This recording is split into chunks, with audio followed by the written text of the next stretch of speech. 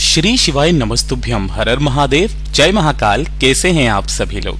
देखिए, आप सभी को पता है कि वैशाख मास का महीना शुरू हो चुका है और अब आ गई है वैशाख मास के महीने का गुरुवार का दिन, जिस दिन पड़ रही है तुमरुका जयंती।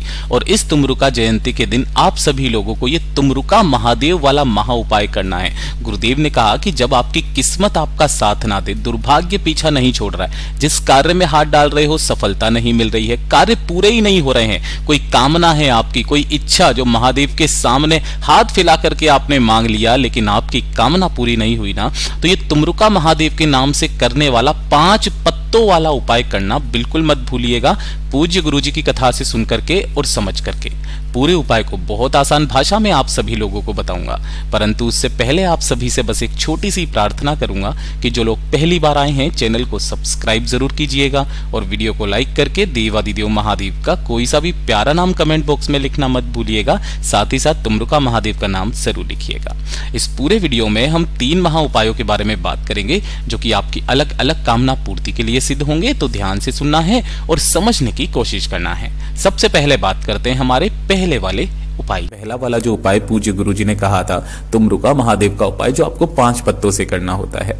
गुरुदेव ने कहा कि अगर आप जीवन में धन नहीं कमा पा रहे हो, है ना, पैसा बिल्कुल आ ही नहीं रहा है, कई बार तो आपको कर्ज लेने की नौबत पड़ जाती है। मतलब अगर आपकी नौकरी नहीं लग रही है और धन आपको खर्च करना है, आपने किसी से उधार ले लिया है ना, बहुत कष्ट में अगर आपका जीवन बीत रहा है, धन की समस्याएं अगर आपकी खत्म नहीं हो रही है, तो इस वाले उपाय को करना मत भूलिएगा। साथ ही साथ गुरुदेव ने कहा कि जब भी आप कभी किसी नौकरी के लिए भी तलाशी कर रहे हो ना, तो इस वाले उपाय को गुरुवार के दिन करना बिल्कुल मत भूलना।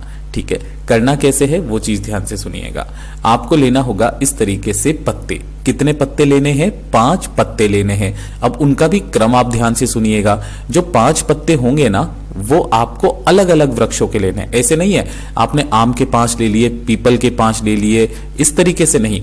एक पत्ता आपको आम का लेना है, इस तरीके से समझना। दूसरा आप पीपल का ले लो, एक बेलपत्र का ले लो, है ना, एक इस तरीके से वटवृक्ष का ले लो और एक अशोक का ले लो। मतलब आपको 5 अलग अलग वृक्षों के पत्ते चाहिए। ठीक है ना, 5 मत ले लेना, एक पत्ता 5 वृक्षों के लेने हैं। ठीक है, ये 5 पत्ते लेना। साथ ही साथ 1 लोटा शुद्ध जल अपने घर का लेना, तांबे के कलश में, और इसी के अंदर थोड़ा सा गंगा जल मिला लीजिएगा, बिल्कुल थोड़ा सा, 2 से 4 बूंदे।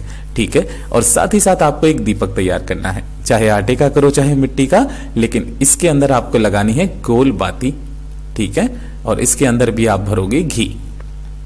इन सभी को लेकर के आपको भोलेनाथ के मंदिर में पहुंचना है, शिवलिंग के पास में। लेकिन जैसे ही आप यहां पर पहुंचोगे, सबसे पहले आपको यहां पर ये चौखट दिखाई देगी। तो ये वाली जो चौखट है ना, इस चौखट के पास में यहां पर आपको पहुंचना है। ठीक है, यहां पर जाना और जो एक दीपक आपने लिया है, उस दीपक को इस चौखट के पास में यहां पर आपको प्रज्वलित करना है तुमरुका महादेव के नाम से। और जो भी आपके पास में हरा मूंग, चावल वगैरह कुछ भी हो, काले तिल हो, इसके नीचे आसन जरूर लगाना। कुछ नहीं है, फूलों की पत्तियां रख देना, आसन जरूर लगाना। और उसके बाद में आपको महादेव की शिवलिंग के पास में पहुंचना है, अंदर की तरफ। जैसे ही आप यहां पर पहुंचोगे, शिवलिंग के पीछे की तरफ में खड़े होना, जिससे आपका मुख उत्तर दिशा की तरफ में हो जाएगा। दोनों हाथों में आपको सबसे पहले तो उस कलश को लेना है, ठीक है, जिसके अंदर आपने जल लिया है। अब यहां पर जल चढ़ाने का क्रम बिल्कुल अलग हो जाता है। सबसे पहले आपने ये जो कलश लिया है ना, दोनों हाथों में लेकर के इसका मात्र आधा जल आपको शिवलिंग पर समर्पित करना है, श्री शिवाय नमस्तुभ्यम मंत्र का स्मरण करते हुए, अपनी कामना मन में कहते हुए। इतना कर दोगे, ये जो आधा जल है इसे उठा करके आपको साइड में रख देना है, इधर की तरफ में। ठीक है ना, ये आधा जल आपने यहां रख दिया। अब जो 5 पत्ते आपने लिए हैं ना अलग अलग वृक्षों के, उन 5 पत्तों को अपने दोनों हाथों में लेकर अपना नाम और गोत्र बोल करके, आपके जीवन में जितने भी रोड़े आ रहे हैं, है ना, अड़चने आ रही है, जिसकी वजह से आप धन नहीं कमा पा रहे, नौकरी नहीं लग रही, कर्ज बढ़ता चला जा रहा है, अपनी कामना कहकर उन 5 पत्तों को शिवलिंग के ठीक ऊपर समर्पित कर देना। और ऊपर समर्पित कर देने के पश्चात किनके नाम से करोगे, ये चीज ध्यान रखना, तुमरुका महादेव के नाम से ऐसे करके समर्पित कर देना। और जो ये आधा लोटा जल अब जो बचा हुआ है, इन्हीं पत्तों के ऊपर आपको बाकी का आधा लोटा जो जल है वो शिवलिंग पर समर्पित करना है, पत्तों के ऊपर श्री शिवाय नमस्तुभ्यम मंत्र का स्मरण करते हुए तुमरुका महादेव के नाम से।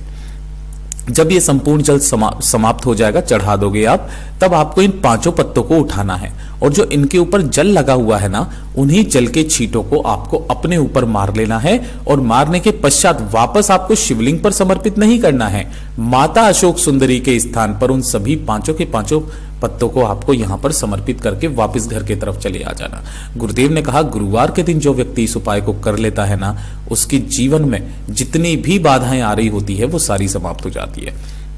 गुरुदेव का बहुत अद्भुत और अचूक उपाय है, जरूर कीजिएगा। बात करते हैं दूसरे वाले उपाय की कि अगर आपकी कोई इच्छा है, कोई कामना है जो पूरी नहीं हो रही है, कोई विशेष तरीके की कामना है ना, कोई विशेष मनोकामना काफी लोगों की होती है, चाहे नौकरी को लेकर के हो, धन प्राप्ति को लेकर के हो, घर को लेकर के हो, या किसी भी चीज को पाने की इच्छा हो, तो जो भी आपकी विशेष मनोकामना है, उस विशेष मनोकामना की पूर्ति का सबसे अचूक उपाय जो गुरुवार के दिन किया जाता है, करना क्या है, 1 लोटा शुद्ध जल अपने घर का लेना तांबे के कलश में, साथ ही साथ आपको 2 दीपक तैयार करने हैं। ये चीज ध्यान रखना, इस क्रम में आपको 2 दीपक तैयार करने हैं।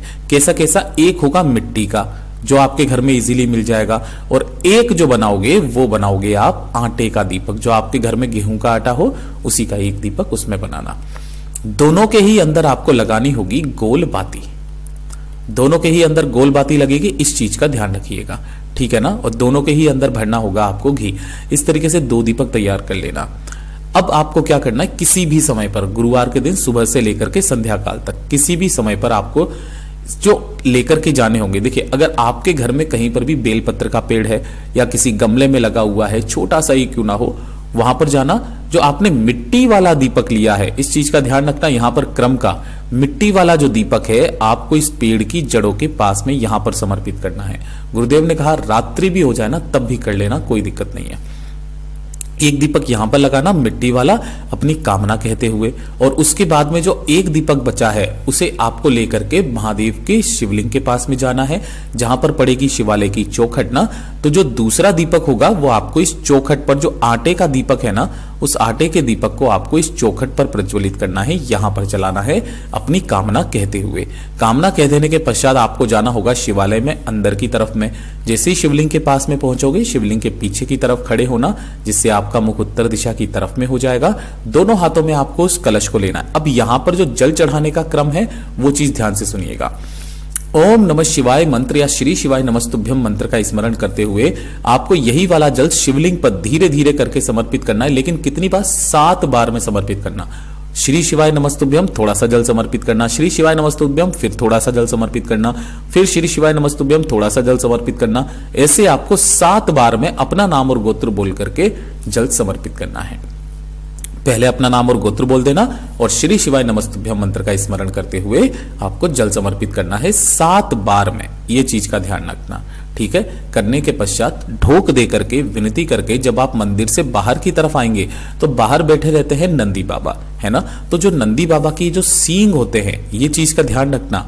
नंदी बाबा के पीछे आकर के नंदी बाबा के जो सींग होते हैं, इन सींगों में से आपको क्या करना है, शिवलिंग का दर्शन करना है ना। शिवलिंग का आपको इस तरीके से दर्शन करना और उस शिवलिंग को देखते हुए आपको अपने हृदय की बात, अपनी मनोकामना डायरेक्ट कह देनी है। पूज्य गुरुजी ने कहा चाहे कितनी भी बड़ी आपकी कामना क्यों ना हो, पूरी जरूर होगी। पूज्य गुरुजी का बहुत अद्भुत और अचूक उपाय है, जरूर कीजिएगा। और ये तीसरे नंबर का उपाय, इसे तो आपको लिख लेना है, नोट करके रख लेना है। गुरुदेव ने कहा ना कोई दिन फिक्स है इसका, ना कोई समय फिक्स है इसका, लेकिन ये उपाय भी सबसे खास है, इसे लिख लेना।